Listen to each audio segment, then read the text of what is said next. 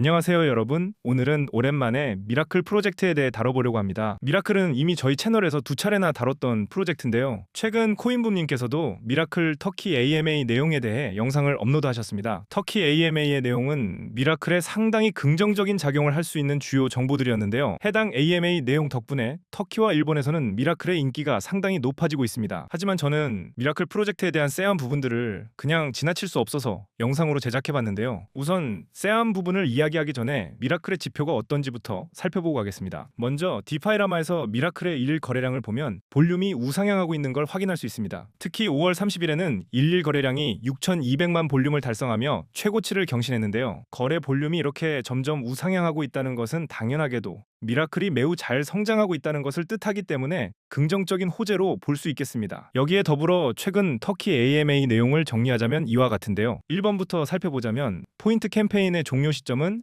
6월 말에서 7월 초에 종료될 예정이라고 합니다. 그리고 기존 포인트 보유자들에게 불리하게끔 포인트가 추가로 희석될 일 역시 없다고 하네요. 이어서 토크노믹스 발표 시점은 포인트 캠페인이 종료된 직후 공개 예정이라고 합니다. 그리고 가장 중요한 TG의 경우 토크노믹스 발표 후 약 2주 내에 TG가 진행될 가능성이 높다고 합니다. 한국 커뮤니티에서 무조건 6월 내로 TG 한다고 했던 것과 달리 TG가 약간 밀린 것은 다소 아쉬운 부분입니다. 또한 많은 사용자들이 궁금해하는 추가 투자 유치 관련해서는 토크노믹스 공개 시점과 함께 나올 가능성이 높다고 하며 TG된 뒤에 CEX 상장도 있을 예정이라고 하네요. 이 부분 역시 엄청난 호재로서 작용할 수 있을 것 같습니다. 추가적으로 TG 이후에도 사용자들이 계속해서 미라클 앱을 이용할 수 있도록 XP 시스템을 운영해서 인센티브를 챙겨줄 가능성이 있고 미라클 토큰 홀더들은 파트너 덱스 토큰 에어드랍을 받을 수 있을 것이라고 언급됐습니다. 실제로 이것이 이루어진다면 미라클은 TG 이후에도 사용자들이 미라클 토큰을 홀딩할 수 있는 매력성을 부여하는 것이기 때문에 이것 역시 매우 호재입니다. 마지막으로 라이즈X와 베리에이셔널도 미라클 앱에 통합될 것이며 특히 라이즈X는 약 2주 내로 통합될 예정이라고 합니다. 라이즈X와 베리에이셔널도 코인러들 사이에서 유망하다고 평가받고 있기 때문에 당연히 호재겠네요. 자, 여기까지가 터키 AMA의 내용이었습니다. 내용만 봤을 때 미라클의 TG는 보수적으로 잡아서 FDV 3천만 이상으로도 거뜬히 가능해 보입니다. 하지만 저는 현재 미라클을 그렇게 낙관적으로 보고 있지 않습니다. 물론 전 미라클이 매우 잘 되길 바라지만 미라클에 대해 쎄한 느낌을 지울 수가 없기 때문입니다. 제가 쎄함을 느끼는 가장 큰 이유는 한국 커뮤니티가 사실상 버려졌기 때문입니다. 미라클은 베타 테스트 기간 동안 한국 참여자들이 상당히 많았습니다. 한국 유저들은 직접 수수료를 지불해가며 미라클 앱을 사용했고 그 과정에서 발생한 오류나 개선점들을 꾸준히 피드백했습니다. 그리고 그 피드백들이 쌓였기 때문에 지금의 미라클이 만들어질 수 있었다고 봅니다. 그런데 4월 13일 미라클 한국 모더레이터였던 갓삼님이 미라클을 나가게 된 이후부터 분위기가 완전히 달라졌습니다. 이 시점을 기점으로 한국 커뮤니티는 점점 방치되기 시작했죠. 한국 미라클 텔레그램 채팅방은 각종 스캠 메시지로 도배되기 시작했고 그럼에도 제대로 된 관리는 이루어지지 않았습니다. 처음부터 한국 커뮤니티에 소극적이었다면 차라리 이해할 수 있습니다. 하지만 베타 테스트 기간에는 한국 유저들에게 굉장히 적극적인 태도를 보였죠. 마치 한국 시장을 중요하게 생각하는 것처럼 행동했고 한국 유저들의 참여와 피드백을 적극적으로 활용했습니다. 그런데 어느 순간부터 갑자기 한국 커뮤니티에 등을 돌리는 모습을 보였습니다. 이건 단순한 관리 소홀이라기보다 한국 유저들을 의도적으로 무시하는 것처럼 느껴지는데요. 여기에 더해 포인트 시스템도 굉장히 이상하게 돌아가고 있습니다. 미라클은 매주 30만 포인트를 유저들에게 배포하고 있는데 이상한 점은 미라클이 시간이 갈수록 성장하고 거래량도 우상향하고 있음에도 불구하고 오히려 포인트 파밍 효율은 더 좋아졌다는 겁니다. 상식적으로 프로젝트 초기에 리스크를 감수하고 참여한 유저들이 더 많은 보상을 받는 구조가 일반적입니다. 하지만 지금 미라클에서는 오히려 극초기 베타 테스트 유저보다 최근에 신규 가입한 유저들이 훨씬 더 많은 포인트를 받는 기이한 현상이 벌어지고 있습니다. 이 구조가 정확히 어떻게 가능한 것인지는 모르겠습니다. 하지만 분명한 건 이런 방식은 초기 유저들을 바보로 만드는 구조라는 겁니다. 초기 유저들은 수수료를 직접 부담하면서 앱을 사용했고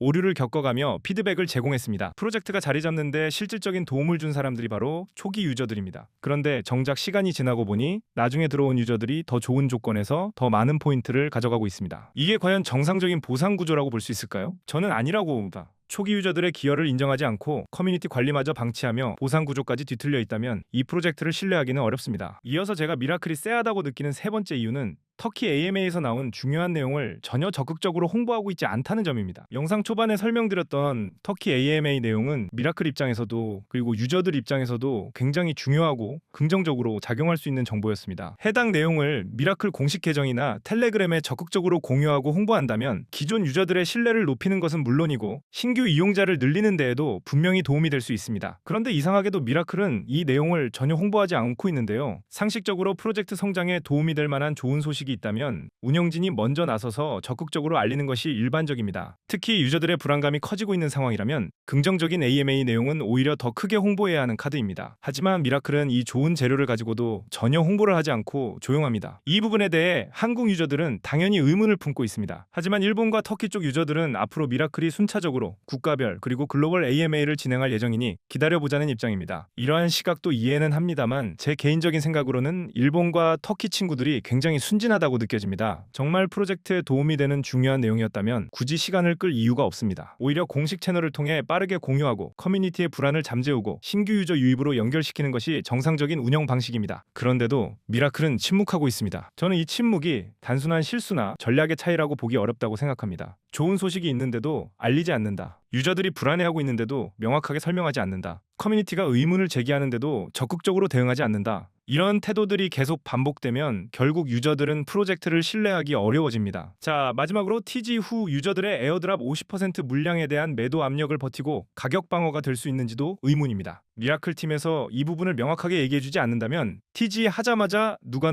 더 빠르게 던지나 대회를 해야 합니다. 가격 방어가 불가능하다면 백패골이 날 것이 뻔하기 때문입니다. 이 부분에 대해서 미라클 코파운더에게 계속 질문을 해보고는 있으나 여전히 답변은 받지 못하고 있는 상황입니다. 그래서 앞서 설명드린 이유들 때문에 미라클의 지표가 긍정적으로 나왔다고 해도 저는 미라클의 전망을 100% 낙관적으로 바라보지는 않고 있습니다. 미라클의 코파운더인 조던이 이 내용들에 대해 직접 시원하게 해명해주면 좋겠네요. 그리고 여러분들도 프로젝트 참여에 대해 한 걸음 물러서서 이성적으로 판단해 보셨으면 좋겠습니다. 남은 기간 동안 미라클 포인트 파밍을 계속 이어갈 것인지 아니면 멈출 것인지도 단순히 코인 인플루언서들의 선동에 휩쓸려 결정하지 마시고 각자 리스크를 충분히 따져본 뒤 판단하시길 바랍니다. 영상이 도움이 되셨다면 구독과 좋아요 부탁드리겠습니다. 오늘 영상은 여기서 마치겠습니다. 감사합니다.